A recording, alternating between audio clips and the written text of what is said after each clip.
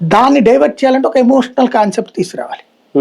ఆ ఎమోషనల్ కాన్సెప్టే ఆంధ్ర తెలంగాణ తీసుకొస్తున్నాడు. నేను అనుకోవడం ఆయన చెప్పినట్టు నాకు వ్యూహాలు ఉన్నాయి అని చెప్తుంటాడు కదా, మీరందరూ నన్ను ఫాలో అవ్వండి నా వ్యూహాలు. అందులో ఇది ఒక వ్యూహం అనుకుంటున్నా.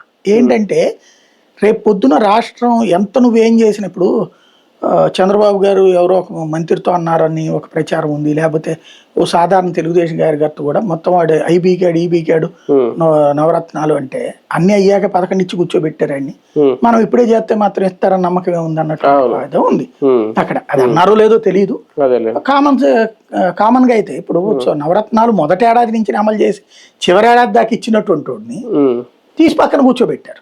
అట్లాగే నాడు నేడు కింద స్కూళ్ళు బాగు చేసి, హాస్పిటల్ కొత్తగా కట్టించి, 108 కొత్తగా భారీగా తీసుకొచ్చి, 104 తీసుకొచ్చి ఇంటింటికి వెళ్ళి వైద్యం చేయించి, వాళ్ళకి రెగ్యులర్ గా ఫాలో అప్ చేసే పని వాలంటీర్లకు పెట్టి, మద్యం దుకాణాల్లో ఈ రాత్రి పగలు తాగి తందనాలు ఆడకుండా ఒక సిస్టమ్ పెట్టి వ్యవస్థలన్నీ గాడిని పెట్టుకోండి తీసుకెళ్లి ఇంట్లో కూర్చోబెట్టారు.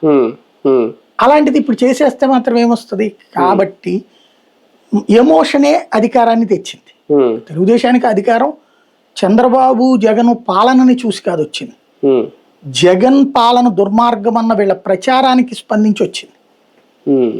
జగన్ కి సంబంధించినటువంటి వాళ్ళు చేసిన కొన్ని తప్పుల్ని బాగా హైలైట్ చేయగలిగారు. జగన్ చేసిన సక్సెస్ ని చెప్పుకోవడంలో జగన్ విఫలమయ్యాడు. డైరెక్ట్ గా బెనిఫిట్ వచ్చాక మీడియా ఎందుకు మన చేతిలో బొక్క అనుకున్నాడు ఇతను. ఎందుకంటే ఒక మీడియా అధినేత కాబట్టి. మీడియా లేకపోతే మనం నాశనం అయిపోతాం, మీడియాతో మనం ఎలా మేనేజ్ చేయాలో మనకు తెలుసు అన్నది వీళ్ళ లెక్క. సక్సెస్ అయ్యారు. గతంలో పవన్ కళ్యాణ్ గారిని